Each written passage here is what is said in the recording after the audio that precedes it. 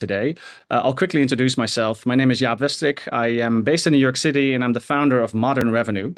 Modern Revenue is a cross-functional go-to-market finance consulting firm. So we specialize in helping primarily recurring revenue companies improving forecasting accuracy and accelerate growth and optimize efficiency by aligning the CFO, the CRO, and the CMO and their teams and functions on a common data language, a common data model, and a unified operating plan. So I myself have both a finance as well as a go-to-market background, and having this dual skill set, or being this kind of dual citizen, if you will, enabled me several years ago to recognize a need, an underserved need in the market to align finance, sales, and marketing on a common operating lens that integrates all of their respective requirements. I've helped about 30 companies to date, mostly in the technology and services spaces, and specifically where finance and go-to-market meet each other, regardless of whether that is through negotiation or collaboration. And that includes constructing an end-to-end data model all the way from the top of the funnel into strategic finance, bottoms-up opportunity growth and sales productivity modeling, capacity planning, configuring quotas both top-down and bottoms-up, and sales compensation design, and linking that to the strategy of the company as well as to job design. On the marketing side, we help companies with demand and brand investment planning, but for today, the focus will be primarily on the sales finance interface. So let me walk you through the agenda. Why are we still talking about go-to-market finance alignment, and why does it matter to accurate forecasting? So what I'll do first is go through some symptoms and causes of go-to-market finance misalignment, what the typical signs are and what the underlying problems and root causes are. Then I'll get into what effective go-to-market finance alignment actually looks like, along with an example. Go through some of the methodologies to get to this level of alignment, and then also discuss a few technical examples. So first, what are signs of go-to-market finance misalignment? And it exists pretty much in every company. The question usually is, how bad is it, and do we need to do something about it? But it is a natural phenomenon. Now, first, it always shows in planning and forecasting. If it's siloed, infrequent, late, and off by 10% or more for a number of quarters, that's a sign. Another sign is resource allocation being more of a negotiation than a trade-off rationale where everybody is behind. Sales quotas with unrealistic assumptions about growth opportunity and sales rep productivity in it. And then compensation not driving the behaviors and outcomes that both the CRO and the CFO had in mind. And it goes beyond really on participation rates and an average attainment. Now, as I said, common go-to-market finance misalignment is very common. And so what is the reason really for this? We're living today in an environment where, we're post-COVID, there was a lot of inflation, there's tariffs, and annual planning no longer really cuts it. Agile planning is the new MO, and that is true for the CFO, the CRO, and the CMO. And so this focus on efficient growth is not something that any of these market leaders, of the go-to-market or finance leaders can do alone. They have to work together. And the trouble typically starts when you misplan. It wasn't realistic, and there wasn't a shared understanding of how it would be executed. And historically, the lack of a shared understanding is because the relationship between go-to-market finance has been siloed. And the root cause for that is really different goals and different values, perhaps to some extent as well. CROs traditionally have focused more on growth, while CFOs are more focused on efficiency. Now, today's environment is focused on efficient growth, and that has to be done together. So the CRO and the CFO really need to work together on the core mission. Now, the lack of common language, I already mentioned before, definitions and KPIs that vary by function and sometimes within functions. And then isolated viewpoints and backgrounds. CFOs typically haven't been in sales. CROs generally haven't been in finance. And that typically creates black spots. Now, why are we still talking about the issue? Given the fact that we had sales ops emerging, and then from there, rev ops over the last few decades, why is misalignment still a problem? because these silo problems are still typically, people try to solve them with siloed solution. There is a lack of cross-functional skill sets. There's also really no MBA class to learn about go-to-market finance. You have to kind of like do it from the bottom up. And there's very few dual citizens that have been in the trenches of both sales and finance. And so even if there's intent, there often isn't a blueprint or a starting point, connected data or continuous connected planning processes. So it fails typically at the tactical delivery. And then there's also an avoidance of rocking the boat with new approaches. Oversimplification is another one here. If there is not a common understanding, then the reality tends to be simplified. Now, simplicity is always a destination, but it should not be the starting point. Now let's compare the traditional CRO versus CFO perspective on go-to-market planning. And if you think about like, what's the company strategy? How does that connect to the go-to-market strategy, the structure and the resources, and then the execution piece? The typical CRO lens is more focused on the go-to-market side of things, segmentation, buyer journey, coverage model, quotas, and compensation. The CFO filter is more focused on efficiency and cost. And you see here these black boxes. Go-to-market strategy, the real mechanics of it, is not something that a finance person is naturally familiar with. Same thing with coverage, with the coverage model or org design. And then when it comes to capacity, quotas, and compensation, the CFO tends to think more in terms of forecasting, productivity, sales productivity, and the pay performance relationship. Now, what is the cost of go-to-market finance misalignment? Well, missed forecast erode trust, so lack of a trust-based environment. But then there's missed opportunities, lower growth, higher cost. Turnover, unrealistic targets, and uncompetitive pay are still the main reasons why salespeople tend to leave. And then related to that, the job risk in the C-suite, specifically for the CRO. There's debate about this, but generally, I think it is understood that the CRO job tenure is the shortest of the C-suite and typically averages about 18 to 24 months. Now, what does effective go-to-market finance actually look like? And we have a public company that really works as Exhibit A here, and that is Snowflake. Now, at Snowflake, the CFO and the CRO work in tandem on growth. The CFO proactively supports go-to-market needs. The CFO or the CRO really understands the efficiency expectations, and they make the trade-offs together. The company even had the confidence to disclose ARR guidance about 5 years out, several years ago. And Chris Degnan, who is the CRO or was the CRO until recently, was in his seat for about 10 years compared to the industry average of less than 2 years. Now, also, RevOps is accountable to the CRO and the CFO at Snowflake. That is not necessarily a model that is necessary for all companies, but it works for Snowflake. There is a common definition of sales productivity in order to determine the threshold for new sales investment. I won't go into the definition detail here, but what matters is that this metric was publicly disclosed by Snowflake several years ago, which means that the level of alignment has to be 100%. The CRO and the CFO have a common understanding of what sales productivity actually means.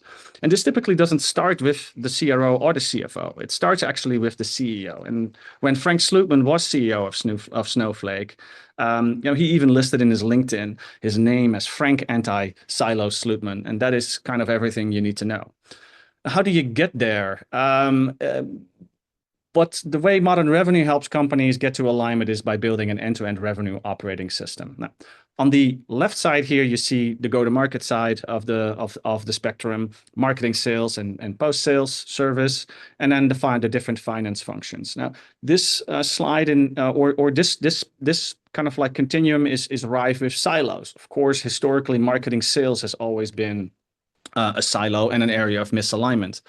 But then we had the emergence of RevOps functions, and things have gotten better, but they're still not necessarily where they should be in order to have effective alignment. The go-to-market RevOps function is typically a little bit more specialized on the sales side and less on the marketing side. So marketing has its own marketing ops team. And then the finance skill set typically tends to be underrepresented in go-to-market RevOps as well. Now let's double click on RevOps here real quick. So if you think about RevOps in different layers, you can identify what is kind of the common RevOps capabilities that you mostly see today versus what is needed in order to be strategic and data-led. If you look at the middle two layers here, operational and technology, operational is about more the qualitative type of skill sets, reporting, journey mapping, process design, and so on. Then there is a technology and systems layer, architecture, implementation, configuration. And then there's the data layer, and this is still an area of problems. Data strategy really underpins it all, and data strategy is not about systems. Data strategy should always come first, and systems architecture should come last. Now, on the top side here, you see the strategic side, which is maybe just more kind of like the finance or quantitative side. And that is around things like all the different modeling and quantitative exercises, and also the FP&A liaison that makes a RevOps function strategic. And this is typically really a finance skill set that is still underrepresented in RevOps.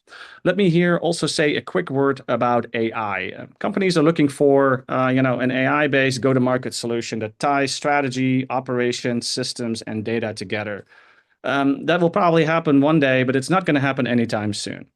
And the reason is that the success we're seeing in AI with engineering, for example, on the engineering front, it's really AI helps deliver instructions to a machine. And in go-to-market, AI would have to influence people, across functions, roles, with different goals, different values, and that is way, way harder.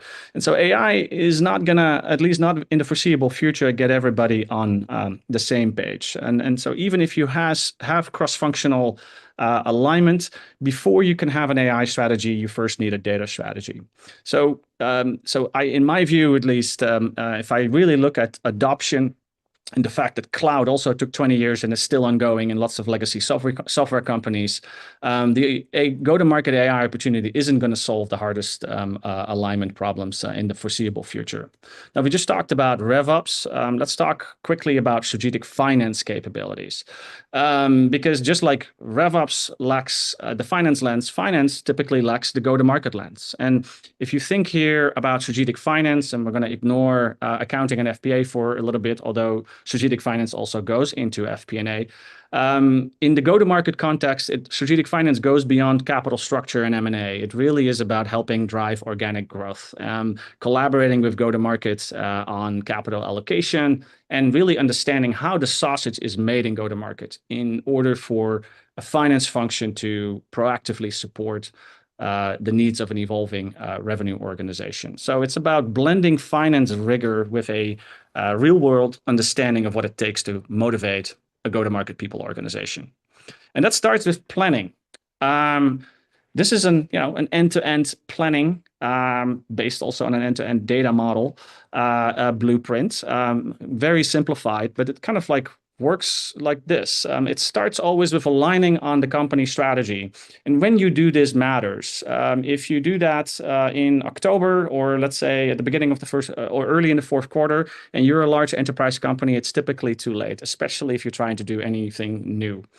So alignment on company goals means clear definitions that are well documented and also properly socialized and that are well understood. For example, you can't expect an AE to understand what EBITDA means. So there has to be a KPI that is connected to EBITDA, but it is something that reflects the business reality on the ground and that everybody really cares about. And then assuming if you have a reliable end-to-end data model, the next step would be to develop a bottoms-up opportunity model by revenue source and revenue type, expansion, new logo, but also if you have a churn reduction program. Then that translate the structure piece around coverage and also the journey into finance terms. And then from there, designing the org structure, do the capacity planning, set quotas, and connect compensation. So this method, which is very high level here, is kind of stage agnostic. It's portable, modular, and you can sort of dial the granularity levels up and down. On the startup front, or let's say very early stage, Series A, B, that's typically where modern revenue starts to come into the picture, not before. It helps companies lay a scalable go-to-market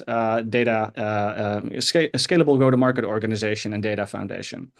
When you get into rapid growth, it helps adding new segments, functions, or motions. And this is what often happens with companies. Finance teams and go-to-market teams and RevOps teams are very good at sort of like perfecting kind of like the existing segments, motions, and models. But when it comes to doing something completely new or having a new, for example, a pricing model, then that's often where things tend to break down. Pre-IPO, helping companies improve revenue predictability, and then mature companies that's more relevant to PE, transforming go-to-market, and also navigating diligence and integration. Now, in closing, let me quickly go through one tactical example, and that is often overlooked, and this specifically gets into capacity planning.